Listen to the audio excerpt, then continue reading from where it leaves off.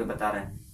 देखिए स्तंभ, तो इसको देखिए इस तरह लाइन से जो आएगा ना तो वो स्तंभ होता है। तो स्तंभ 1 2 3 जितना भी रहेगा लाइन में 1 2 3, तो स्तंभ की संख्या कितना हो गया 3 हो गया। आप पंक्ति आप पूछ देगा आप। हेलो दोस्तों, आप लोग कैसे हैं? मैं आशा करता हूँ कि आप लोग अच्छे होंगे और खूब बढ़िया से होंगे। तो चलिए आज एक क्लास में हम लोग देखेंगे 12th क्लास मैथ का चैप्टर नंबर 3, जिसका नाम है आव्यूह, जिसे हम लोग इंग्लिश में मैट्रिक्स कहते हैं। तो चलिए देख लेते हैं आव्यूह किसे कहते हैं। हेडिंग लगाइए आव्यूह।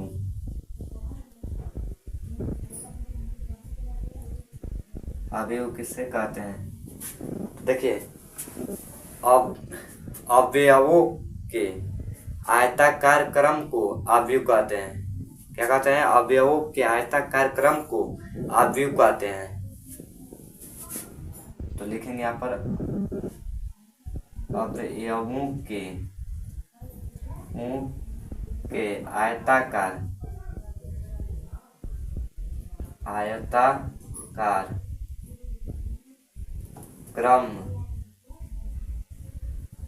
को आव्यूह कहते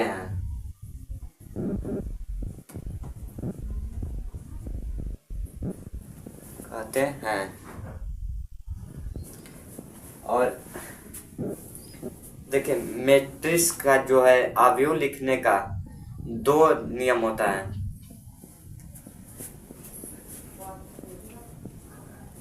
देख लीजिए कौन कौन आप कर लीजिए। आव्यूह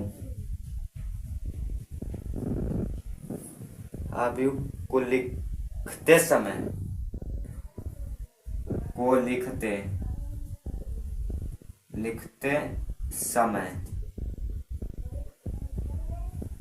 ध्यान दें। देखिए आव्यूह लिखते समय किस किस चीजों का हमें ध्यान देना चाहिए। तो पहला, किसी भी 2 है तो पहला किसी भी आव्यूह को कैपिटल लेटर से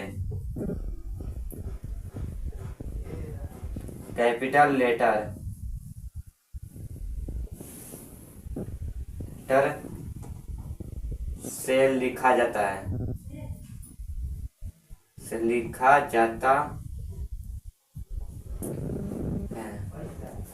किसी आव्यूह को किस लेटर से लिखा जाता है? तो कैपिटल लेटर से। कैपिटल लेटर बोले तो जो बड़ा लेटर होता है, जैसे ए बी सी, जिससे हो गया ना ए बी, ये सब कैपिटल लेटर में आ जाता है, कैपिटल लेटर। आज दूसरा क्या है, अवयवों का चिन्ह कैसा होता है? तो देखिए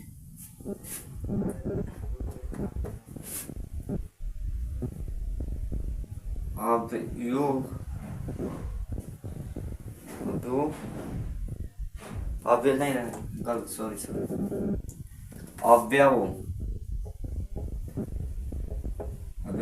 को क्या हो गया?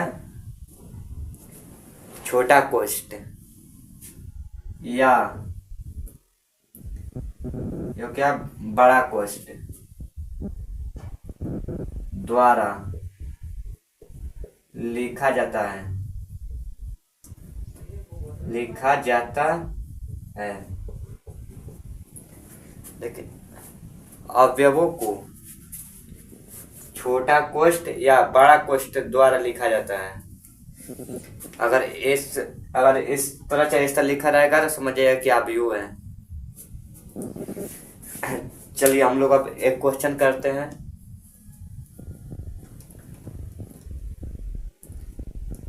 ये बराबर जैसे 3 2 4 5 6 8। देखिए ये बड़ा कोष्ठ में इसको घेर दिए हैं। और जो है कैपिटल लेटर्स द्वारा लिखा जाता है, हमेशा रहेगा तो बड़ा अक्षर वाला रहेगा ना। तो इसमें देखिए ये जो होता है, ये जो खड़ा खड़ा होता है इसके सोच पर, ये क्या होता है, स्तंभ होता है, स्तंभ। और इस लाइन में जो होता है वो क्या होता है, पंक्ति। तो यहाँ पर लिख देते हैं पंक्ति, पंक्ति होता है। तो इसमें बताइए आप लोग, तो स्तंभ, स्तंभ कितने हैं और पंक्ति कितने हैं, अभी नहीं बता पाइएगा, रुके बता रहे हैं। देखिए स्तंभ, तो एग्जाम में कि तब पंक्ति की संख्या कितनी होती है, तो पंक्ति की संख्या देखिए यहाँ पर, अब इस तरह, तब इस तरह जाएंगे, इस तरह हो जाएगा 1 और 2, ये हो गया 1, ये हो गया 2, तो 2 पंक्ति हो गया। ये आप लोग समझाने के लिए कहें। और इसमें बताइएगा आप लोग दूसरा,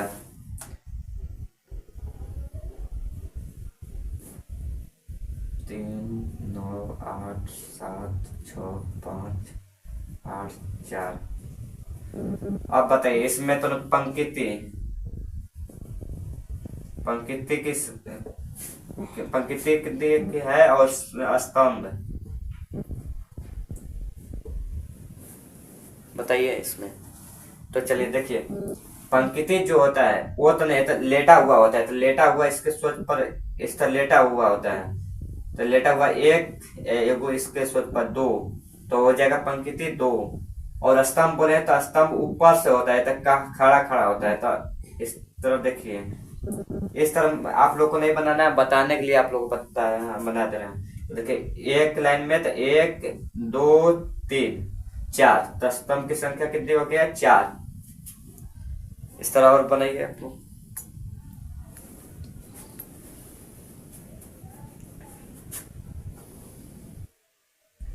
एक और इधर आप लोग को बनाने के लिए है।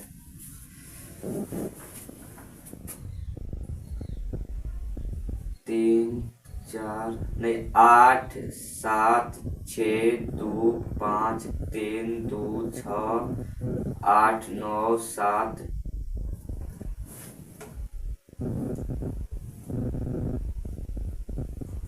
अब इसमें बताइए पंक्ति कितने हैं और स्तंभ कितने हैं, बताइए। पंक्ति इसको शॉर्ट कर लेते हैं और स्तंभ,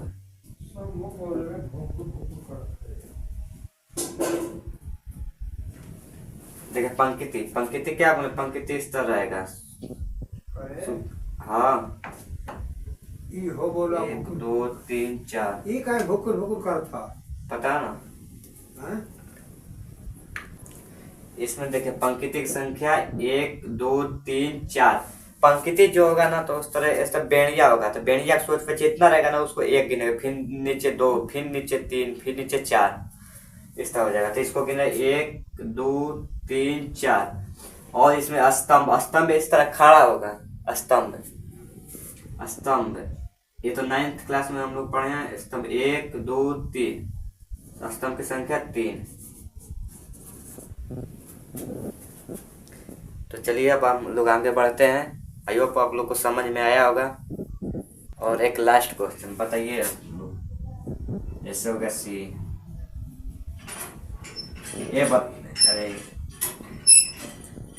ये बताइए पंक्ति इसमें कितना होगा और स्तंभ कितना होगा इसमें पंक्ति और स्तंभ। देखिए पंक्ति क्या होता है, इसका बेड़िया होता है, बेड़िया तो 1 है तो 1। इसमें स्तंभ की संख्या, स्तंभ इस तरह होता है, तो स्तंभ भी 1 हो जाएगा। इसका आंसर 1 आ जाएगा। समझ में आया? कोई भी दिक्कत, कोई परेशानी, कोई दुख दर्द नहीं है ना? चलिए ठीक है। और अगला क्वेश्चन आप लोग बताइएगा। ये क्वेश्चन आप बना देंगे तब समझ जाएंगे कि आप लोग को आ गया।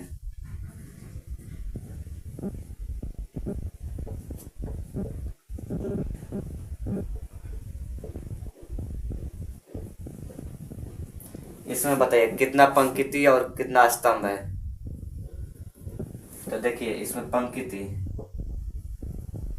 पंक्ति की संख्या और इसमें स्तंभ की संख्या।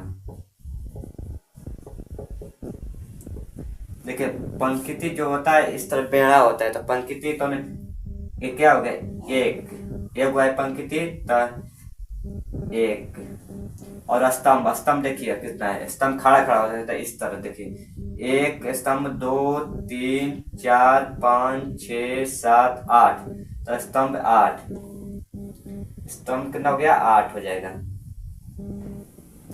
और एक और बताइए,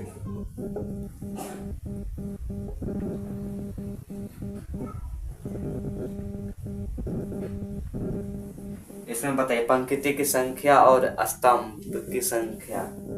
तो पंक्ति इसमें हो जाएगा 1 2 3, और स्तंभ की संख्या 1 2 3, स्तंभ की भी संख्या 3। तो आई होप आप लोग को समझ में आया होगा, कोई दिक्कत नहीं होगा। चलिए अब हम पढ़ेंगे अवयवों की संख्या। तो हेडिंग लगाइए अवयवों की संख्या। अवयवों की संख्या।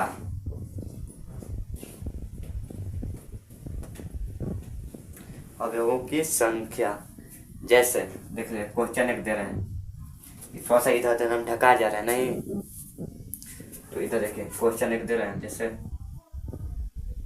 अवयवों की संख्या A बराबर 3 1 4 2 6 8। इसमें बताइए अवयवों की संख्या कितनी होगी। अवयवों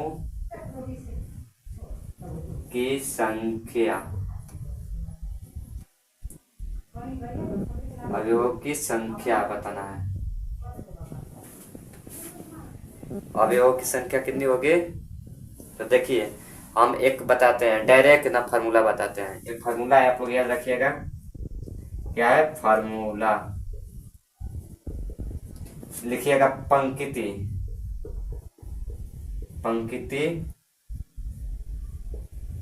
की संख्या। पंक्ति की संख्या को मान लीजिएगा m, तो इसको m मान लिए। और स्तंभ की संख्या, स्तंभ की संख्या, स्तंभ की संख्या को मान लिए n। पंक्ति की संख्या को m और स्तंभ की संख्या को n, तो क्या हो जाएगा m गुणे n, ये निकल कर आएगा। तो देखिए पंक्ति m गुणे n,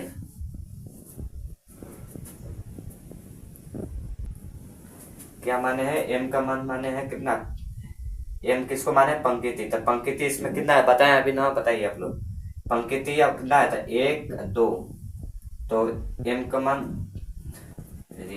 क्या है 2, गुणा चाहिए था गुणा n क्या माने है, स्तंभ की संख्या। तो स्तंभ की संख्या कितनी है, तो स्तंभ इस तरह खड़ा होता है, तो 1 2 3 हो जाएगा 3। तो आंसर कितना हो जाएगा इसका, 2 3 6। तो इसमें अवयवों की संख्या 6 होगा। 6 आया। चलिए अब अगला क्वेश्चन देते हैं। अब क्वेश्चन देते हैं 3 गुणे 4 के कोटि में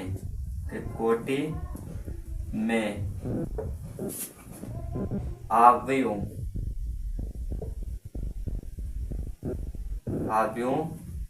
की संख्या होगी।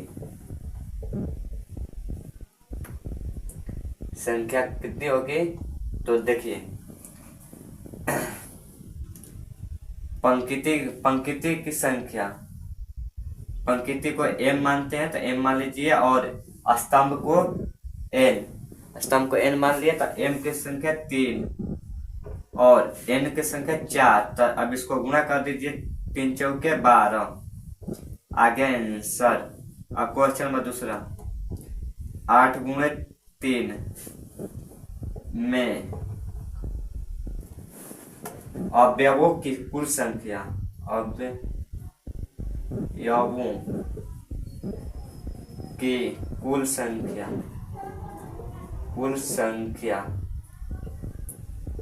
संख्या होगी। तो देखिए इसको डायरेक्ट भी हम लोग कर सकते हैं। तो देखिए 8 का पारा 3 बार पढ़ लीजिए, 8 लिखे 24, तो ये आप लोग को सीधा 24 आंसर आ गया 24। तो आप लोग को ऑब्जेक्टिव में बन जाएगा सवाल की, तो 8 कुछ भी हो जाएगा, यहाँ पर 3 भी हो सकता है, 5 भी हो सकता है, में अवयवों की कुल संख्या है, तो लब्ध उसको क्या करना है, गुणा कर देना है, गुणा करके आंसर फट मारना साइन, अब खत्म।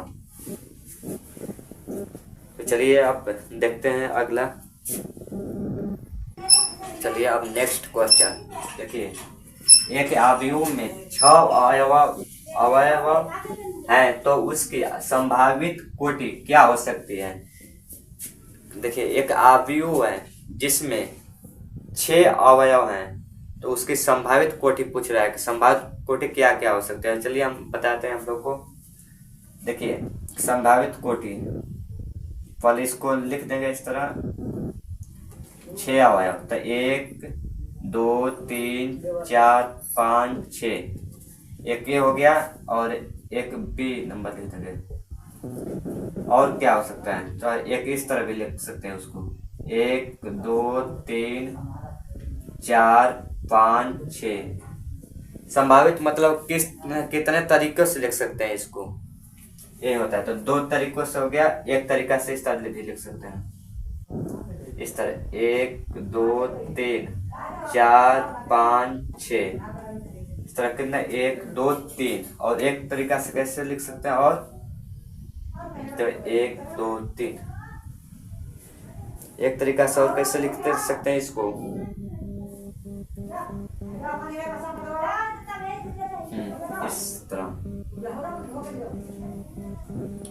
इस तरह से लिखते हैं, 1 2 3 1 2 3, इसको इस तरह लिखते हैं। चलिए एक तरीका से और लिख सकते हैं इसको सी डी करते हैं, डी बराबर इसको इस तरह के 1 2 3 4, नहीं एक लाइन 4 5 6। आप किस तरह लिख सकते हैं कि नहीं इसको, अब आप लोग बताइए और किस तरह लिख सकते हैं। तो बच्चों आप इसको किसी तरह नहीं लिखा जा सकता, सिर्फ 4 तरह से लिखा जा सकता है। तो इसका अगर ऐसा क्वेश्चन आ जाएगा कि एक अवयव में 6 अवयव हैं तो इसकी संभावित कोटि क्या होगी, तो सबका 4 होगा, कि कोई भी अंक लीजिए 4 होगा। जैसे यहाँ पर हम पहले आप लोग उतार लीजिए, इसको उतर गया। चलिए हम नेक्स्ट क्वेश्चन, एक अवयव में 10 अवयव हैं तो इसकी संभावित कोटि क्या क्या हो सकती है, इसको बताइए।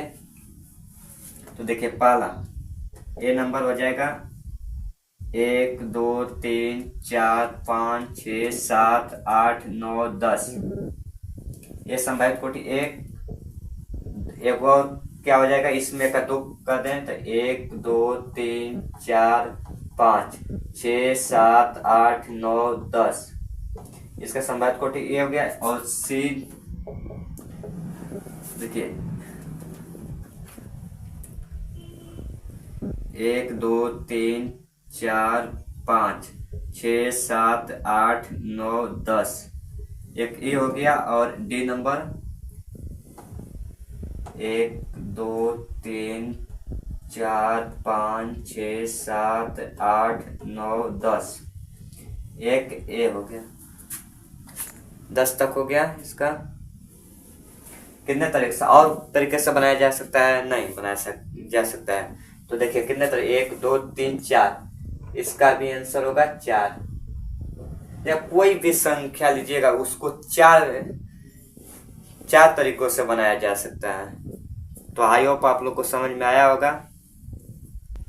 तो चलिए आप नेक्स्ट क्लास में मिलते हैं। अगर वीडियो अच्छी लगी हो तो आप लोग चैनल को सब्सक्राइब करें और लाइक करें और सपोर्ट ऐसा बनाए रखें। मेरे चैनल का नाम वन इंडिया क्लासेस है, जहाँ पर मैथ, फिजिक्स, केमिस्ट्री और इंग्लिश, हिंदी, व्याकरण का 5 सब्जेक्ट का तैयारी कराया जाता है। और आप लोग बढ़िया से पढ़िए। अगर जहाँ भी डाउट होता है तो हमको ज़रूर कमेंट बॉक्स में बताइए, मैं उसका सलूशन करने के लिए आपके सामने तत्पर हूँ। चलिए अब हमें विदा लेते हैं। अब हम नेक्स्ट क्लास में मिलते हैं। तब तक जय हिंद।